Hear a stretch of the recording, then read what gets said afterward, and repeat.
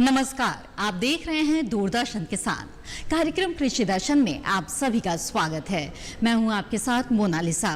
कृषि दर्शन कार्यक्रम में हम आपके लिए कृषि जगत से जुड़ी हुई बेहद ही महत्वपूर्ण जानकारियां लेकर आते हैं और ये जानकारियां हम आपको हमारे 3 सेगमेंट विज्ञान और किसान, कृषि स्टार्टअप और फार्मिंग इंडिया के माध्यम से देते हैं।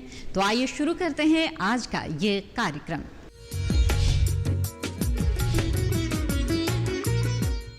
आइए कार्यक्रम की शुरुआत में सबसे पहले देखते हैं हमारा पहला सेगमेंट विज्ञान और किसान।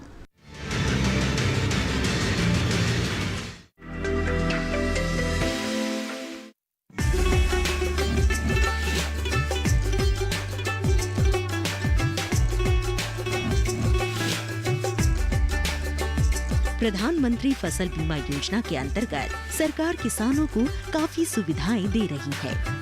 खास तौर से प्रीमियम दर काफी कम है। खरीफ फसलों के लिए किसानों को महज 2% प्रीमियम जमा करना होगा, जबकि वार्षिक वाणिज्यिक और बागवानी फसलों के लिए प्रीमियम दर 5% रखी गई है। बाकी रकम सरकार वहन करेगी। खरीफ की जिन फसलों का बीमा हो सकता है उनमें मुख्य रूप से ज्वार, बाजरा, मक्का, मूंग, उड़द, अरहर और सोयाबीन के अलावा तिल, धान, कपास, मोठ और मूंगफली है। प्रधानमंत्री फसल बीमा योजना फसलों की बुआई से लेकर कटाई के बाद तक बहुत से जोखिमों से आर्थिक सुरक्षा प्रदान करती है।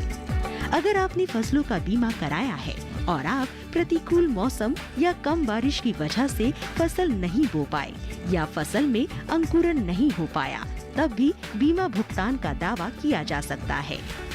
खड़ी फसलों में भी सूखा या बाढ़ की स्थिति में आकाशीय बिजली, चक्रवात या ओलावृष्टि होने पर या फिर आंधी तूफान की वजह से होने वाले नुकसान की भरपाई के लिए भी आप दावा कर सकते हैं। इसी तरह कटाई के बाद सुखाने के लिए खेत में रखी फसल अगर ओलावृष्टि, चक्रवात या बेमौसम बारिश या फिर चक्रवाती बरसात से नष्ट हो गई है, तब भी भरपाई का दावा किया जा सकता है। पिछले खरीफ सीजन की बात करें तो कुल 4 करोड़ 15 लाख 40 हजार किसानों ने 3 करोड़ 23 लाख 20 हजार हेक्टेयर फसलों का बीमा कराया था। आंकड़ों से पता चलता है कि खरीफ सीजन में बीमा कराने वाले किसानों की ये अब तक की सबसे बड़ी संख्या है।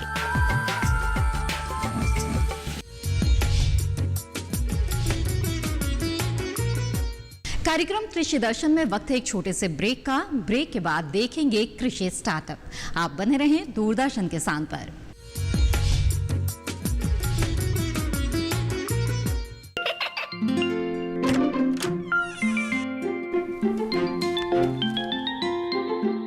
ये क्या हो रहा है? काशवी, इतने कम मार्क्स? काशू, बेटा पढ़ा करो।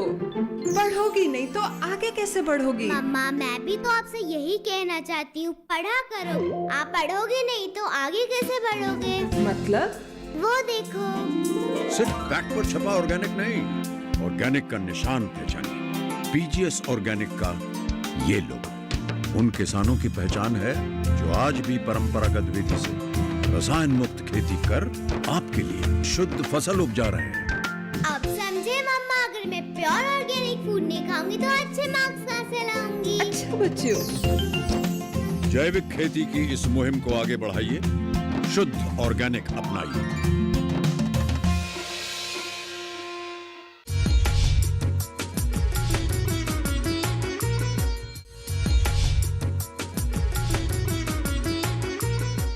ब्रेक के बाद आप सभी का फिर से स्वागत है। आप देख रहे हैं कार्यक्रम कृषि दर्शन।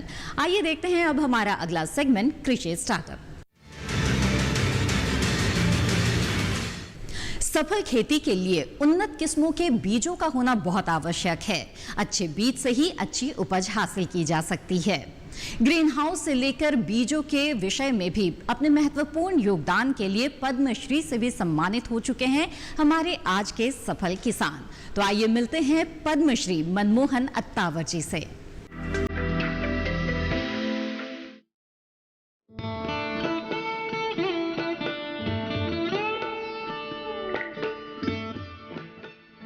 भारत में खेती को अलग अलग महानायकों ने अपनी मेहनत से सींचा। कृषि के भविष्य को नई दिशा देने में इन महानायकों की फहरिस्त लंबी है। उसी फहरिस्त में एक नाम है मनमोहन अत्तावर का। जी हाँ, मनमोहन अत्तावर, जिन्होंने अपने उद्यम से खेती की दिशा ही बदल डाली। जैसे किसी मजबूत घर की बुनियाद उसकी गहरी और मजबूत नींव होती है, वैसे ही अच्छी और कमाऊ खेती की बुनियाद अच्छे बीज से होती है।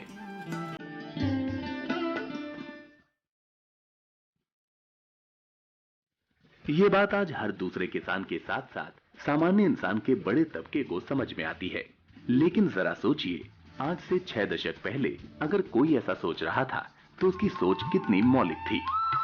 खेती और किसानी के लिए अपने बूते नया रास्ता बताने वाले ऐसे ही महानायकों में शुमार हैं पद्मश्री मनमोहन अत्तावर। 90 के दशक में कर्नाटक सहित दक्षिण भारत के बड़े हिस्से को पारंपरिक खेती से बाहर लाने वाले जिन 2-4 नायकों को देश जानता है, उनमें मनमोहन अत्तावर का नाम भी शामिल है। मनमोहन अत्तावर ने खेती को प्रयोगशाला से ज्यादा खेत को विज्ञान से जोड़ा। सब्जियां, फल और फूल जैसी पैदावार से उन किसानों को जोड़ दिया जिनके लिए खेती का मतलब सिर्फ धान, ज्वार, बाजरा और दूसरे मोटे अनाज हुआ करते थे। हॉर्टिकल्चर यानी उद्यान विज्ञान आज इस विषय को पढ़ने, पढ़ाने और समझने वालों की भारी तादाद है। लेकिन 60 के दशक में उद्यान विज्ञान बिल्कुल नया था। घर के अहाते में बाग बगीचे में फल और फूलों को उगाना ही हॉर्टिकल्चर की पहचान थी।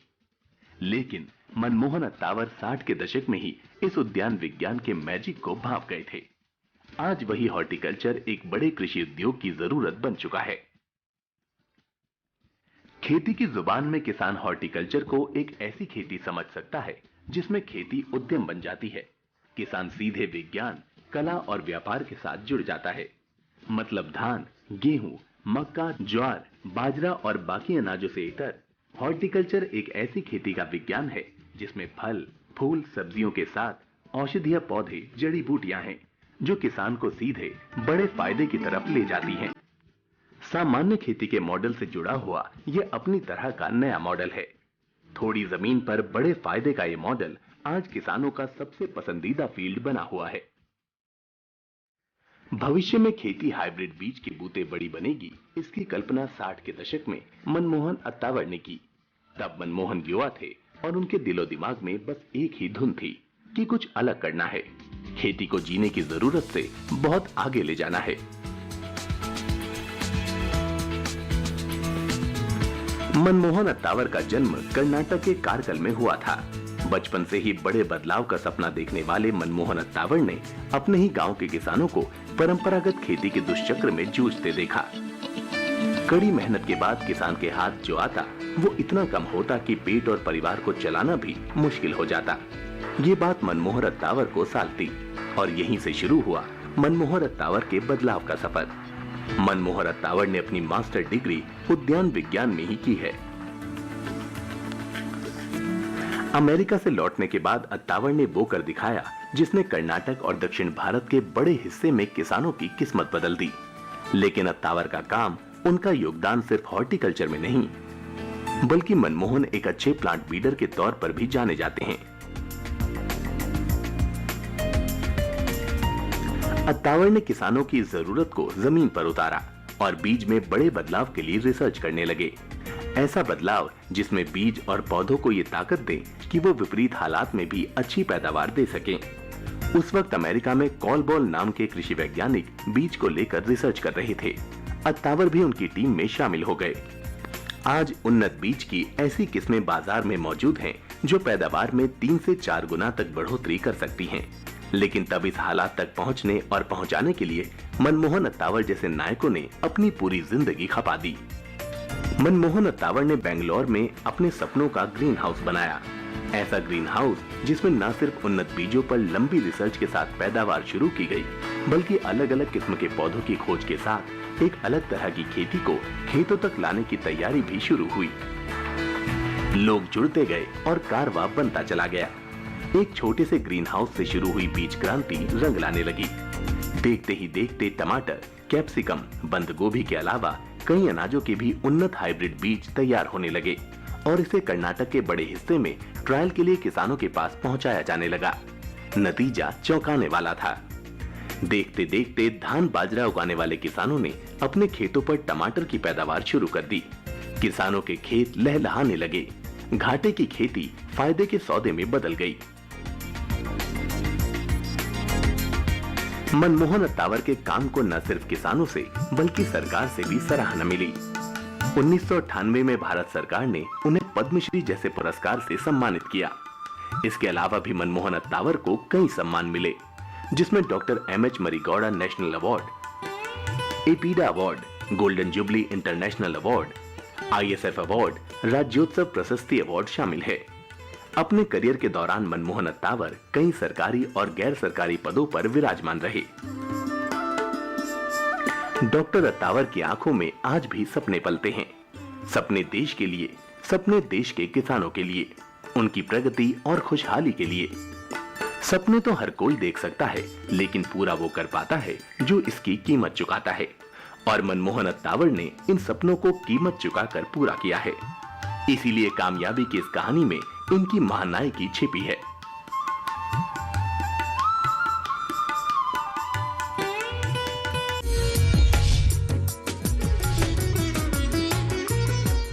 इसी के साथ कार्यक्रम कृषि दर्शन में वक्त है एक और छोटे से ब्रेक का। ब्रेक के बाद देखेंगे फार्मिंग इंडिया। आप बने रहें दूरदर्शन किसान पर।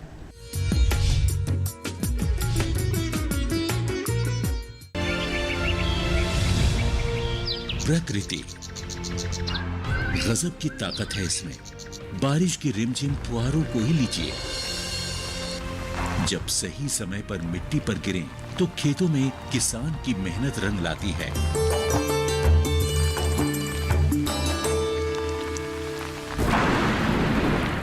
लेकिन वही बारिश बेमौसम हो जाए तो फिर तबाही का मंजर दिखाती है।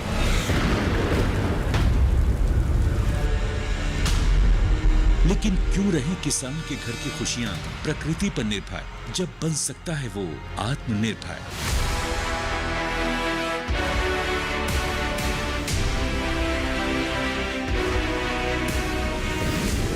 किसानों को प्राकृतिक आपदाओं की वजह से फसली नुकसान होने की स्थिति को ध्यान में रखते हुए भारत सरकार ने 2016 में प्रधानमंत्री फसल बीमा योजना की घोषणा की। इस बीमा योजना का उद्देश्य विभिन्न प्रकार की प्राकृतिक आपदाओं जैसे ओले गिरना, जल भराव, बाढ़ का आना, बादल फटना, प्राकृतिक रूप से आग लग जाना, भूस्खलन, चक्रवाती तूफान, बेमौसम बारिश, फसल की बीमारियां, आकाशीय बिजली, कीटों के हमले वगैरह से होने वाले नुकसान की स्थिति में किसानों को वित्तीय सहायता प्रदान करना है। इस बीमा योजना के अंतर्गत फसल की विभिन्न अवस्थाओं को शामिल किया गया है, यानी पूरे फसल चक्र का सुरक्षा कवच। जिस दिन फसल काटकर खेत में सुखाने के लिए फैलाई, उसके अगले ही दिन मूसलाधार बारिश हो गई, सारी उपज बर्बाद हो गई। लेकिन ये तो अच्छा था कि मैंने फसल का बीमा करा रखा था। मैं नुकसान से बच गया और क्लेम की रकम भी मुझे आसानी से मिल गई। सारा भुगतान मेरे बैंक अकाउंट में हो गया। प्रधानमंत्री फसल बीमा योजना बहुत ही लाभकारी है और इसकी प्रक्रिया बहुत ही सरल है। पहली बात तो ये समझिए कि अगर आप अधिसूचित फसलों की खेती करने वाले किसान हैं, तो आप फसल बीमा के लिए पात्र हैं। इसमें काश्तकार किसान और बटाईदार सहित सभी किसान शामिल हैं। अनाज, दलहन, तिलहन और कुछ वार्षिक वाणिज्यिक फसलों को PMFBY के अंतर्गत कवर किया जाता है। ये दुनिया की तीसरी सबसे बड़ी और कामयाब फसल बीमा योजना है। केंद्र सरकार और राज्य सरकारों के अलावा 18 बीमा कंपनियां, 540 बैंक तथा 45,000 जन सेवा केंद्र प्रधानमंत्री फसल बीमा योजना को किसानों तक पहुंचाने में कार्यरत हैं। इस योजना में प्रीमियम कम होने के कारण सभी स्तर के किसान इसका लाभ ले सकते हैं। खरीफ फसलों के लिए बीमित राशि का 2% प्रीमियम, रबी फसलों के लिए बीमित राशि का 1.5% प्रीमियम और बागवानी एवं वाणिज्यिक फसलों के लिए 5% प्रीमियम है। किसानों के लिए ये योजना कितनी लाभदायक है, इस बात का अंदाजा इससे ही लगाया जा सकता है कि 2016 में योजना की शुरुआत के बाद पहले 3 सालों में किसानों ने प्रीमियम के रूप में 13,000 करोड़ रुपए का भुगतान किया, जबकि अब तक फसलों के नुकसान के क्लेम के रूप में उन्हें 60,000 करोड़ रुपए मिल चुके हैं, यानी जमा राशि के मुकाबले 4.5 गुना अधिक राशि दावों के रूप में प्राप्त हो चुकी है। अब तक हर साल खरीफ और रबी के मौसम के दौरान 5 करोड़ से भी अधिक किसान इस योजना से जुड़े हैं।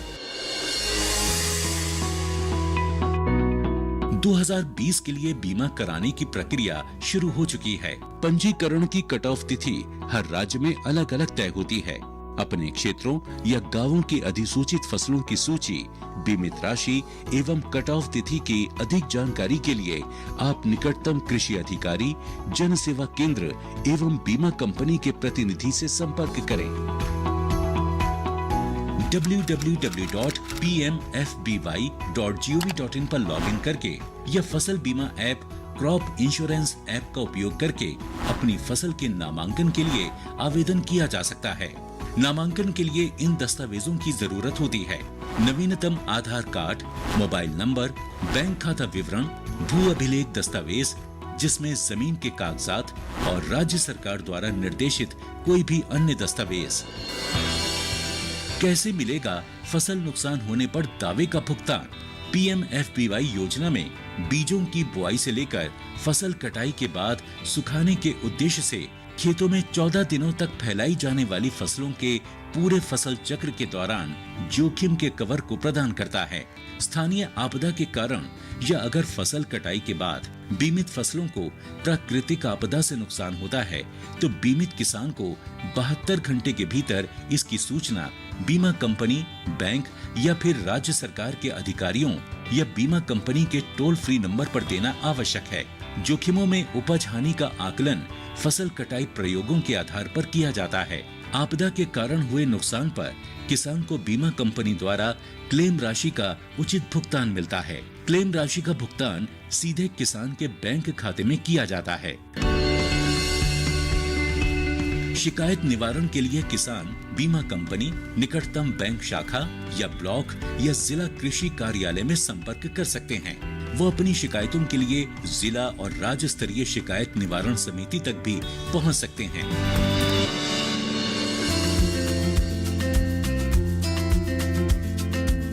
दरअसल पहले सभी ऋणी किसान जो बैंकों या वित्तीय संस्थानों से मौसमी कृषि ऋण या केसीसी का लाभ उठा रहे थे, उन्हें अनिवार्य रूप से इस योजना में शामिल किया जाता था। लेकिन फरवरी 2020 में किसानों के हित में नामांकन प्रक्रिया में एक बड़ा बदलाव करते हुए अब इस योजना को सभी किसानों के लिए स्वैच्छिक कर दिया गया है। प्रधानमंत्री फसल बीमा योजना किसानों को उनकी मेहनत से उगाई फसल को सुरक्षित करके देश को आत्मनिर्भर बनाने की दिशा में अहम कदम साबित हो रही है।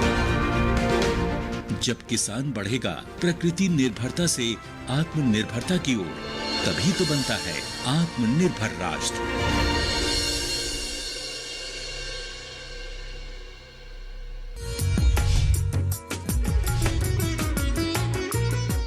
ब्रेक के बाद आप सभी का फिर से स्वागत है। आप देख रहे हैं कार्यक्रम कृषि दर्शन और अब बारी है हमारे अगले सेगमेंट फार्मिंग इंडिया की। हमारे देश के बहुत से किसान डेयरी व्यवसाय से जुड़े हुए हैं और ये व्यवसाय बहुत ही फल फूल भी रहा है, लेकिन इसके बावजूद अक्सर उत्पादकों के सामने ये सवाल उठता है कि उनके पास जो बेहतरीन नस्ल की गाय या भैंस है, उनसे मिलने वाले दूध की मात्रा को कैसे बढ़ाया जाए। तो ऐसे में उन्हें क्या करना चाहिए और क्या नहीं, ये जानने के लिए देखते हैं ये रिपोर्ट।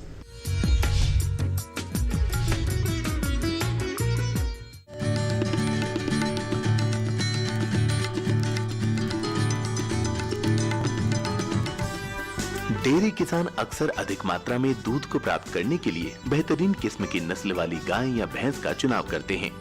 गाय और भैंस को सभी किसान अच्छा चारा भी खिलाते हैं।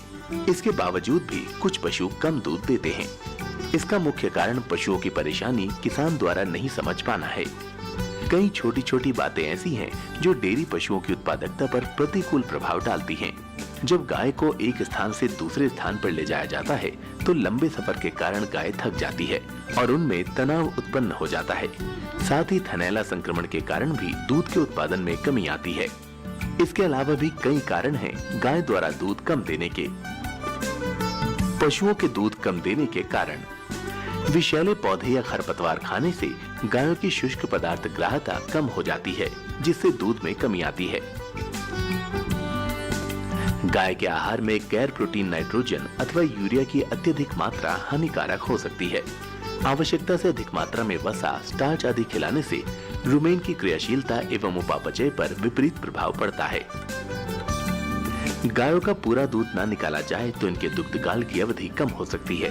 मशीन द्वारा दूध निकालते समय पहले गायों को 2 मिनट तक तैयार करना चाहिए, अन्यथा दूध उत्पादन में कमी हो सकती है। दूध निकालने से काफी समय पहले ही दुहने की तैयारी की जाए तो ये भी हानिकारक हो सकता है। अतः मशीन मिल्किंग करते समय क्लस्टर को सही समय पर ही थनों पर लगाना चाहिए। गाय तथा भैंस में दूध निकालने हेतु मशीन मिल्किंग की सेटिंग अलग अलग होती है। जिन भैंसों को मशीन मिल्किंग की आदत ना हो, उनका दूध हाथ से ही दोहना चाहिए। कुछ ग्वालों के दूध दोहने का ढंग सही नहीं होता, जिससे पशुओं को दूध निकलवाते समय असहनीय पीड़ा होती है तथा दूध भी कम मिलता है। पशुओं को आहार देने का तरीका। पशुओं को उनके दैनिक भार के 2.5% से अधिक दाना नहीं खिलाना चाहिए। एक औसत दुधारू गाय को उसके आहार का 50% शुष्क पदार्थ से अधिक दाना नहीं देना चाहिए। अत्यधिक दूध देने वाली गायों में अक्सर विटामिन B12 की अल्पता हो जाती है, जिसे 1 सप्ताह तक इसके दैनिक इंजेक्शन द्वारा सामान्य स्तर पर लाया जा सकता है। पूर्णतः मिश्रित आहार खाने वाली गायों के आहार की जांच समय समय पर करवाएं, ताकि इन्हें पर्याप्त मात्रा में प्रोटीन, वसा, खनिज लवण एवं फाइबर मिल सके। गायों में संक्रामक रोगों के कारण भी दुग्ध उत्पादन कम होता है। ऐसी गायों को बुखार आता है तथा दैहिक तापमान का स्तर लगभग 39.50 सेल्सियस से अधिक हो जाता है। गायों को अचानक डायरिया होने से भी दूध कम हो जाता है। इन्हें पीने के लिए पर्याप्त जल की आपूर्ति न होने से गंभीर समस्याएं आ सकती हैं। गायों की दुग्ध उत्पादन क्षमता बनाए रखने हेतु दुग्ध काल के अंतिम दिनों में पूर्णतः मिश्रित आहार के साथ सामान्य से लगभग 10% अधिक दाना खिलाया जा सकता है। अत्यधिक मोटापे वाली अर्थात उच्च दैहिक अवस्था सूचकांक वाली गायों में वसा का भंडार जमा होने से दुग्ध उत्पादन में कमी आती है। आमतौर पर ऐसा दुग्ध काल के मध्य एवं अंतिम दिनों में ही होता है। इन दिनों गायों को ऊर्जा एवं प्रोटीन में संतुलन बनाते हुए ही आहार खिलाना चाहिए, ताकि इन्हें अत्यधिक मोटापे से बचाया जा सके। गायों को संपूर्ण दुग्ध काल में संतुलित आहार खिलाना आवश्यक है, ताकि दूध की पैदावार सामान्य स्तर पर बनी रहे। पशुओं की आहार आवश्यकताएं उनकी दैहिक स्थिति के अनुसार बदलती रहती हैं। जब पशु शुष्क काल में होता है तो इसकी आहार आवश्यकताएं कम होती हैं तथा गर्भावस्था के अंतिम चरण में ऊर्जा की मांग अत्यधिक बढ़ जाती है। पशुओं का रखें विशेष ध्यान। पशुओं को घर में रखना मजबूरी है तो इन्हें यथासंभव आराम देना भी बहुत जरूरी है। पशुओं को बैठने और लेटने हेतु पर्याप्त जगह तो मिलनी ही चाहिए। कम स्थान पर अधिक पशु रखे जाएंगे तो उनमें संघर्ष होना तय है। पशुओं के आपस में लड़ने से उन्हें चोट लग सकती है तथा ये तनावग्रस्त भी हो सकते हैं। पशुओं के बैठने और आराम करने की जगह साफ सुथरी एवं सूखी होनी चाहिए, अन्यथा इन्हें चर्म रोग हो सकता है। एक गाय दिन में लगभग 12 घंटे आराम से बैठना पसंद करती है, इसीलिए बैठते या उठते समय गाय को कोई कष्ट ना हो। आजकल अधिकतर डेयरियों में पक्के फर्श बनाए जाते हैं, जिस पर बैठने पर गाय को तकलीफ महसूस होती है। कुछ गायों में आनुवंशिक कारणों से भी दुग्ध उत्पादन में कमी आ सकती है। ऐसी अवस्था में बेहतर आनुवंशिक गुणों वाली चयनित गायों को ही डेयरी में स्थान देना चाहिए, ताकि किसानों को अधिकाधिक दूध उत्पादन मिल सके।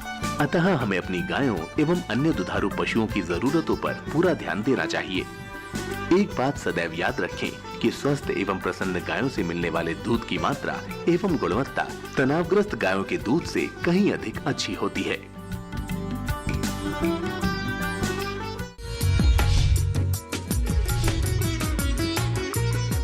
ये था आज का कृषि दर्शन कार्यक्रम से संबंधित अपने सुझाव और कृषि संबंधित अपने सवाल आप हम तक पहुंचा सकते हैं। आप हमें लिख सकते हैं। हमारा पता है कृषि दर्शन, कमरा नंबर 10, CPC, दूरदर्शन, खेलगांव, नई दिल्ली 110049।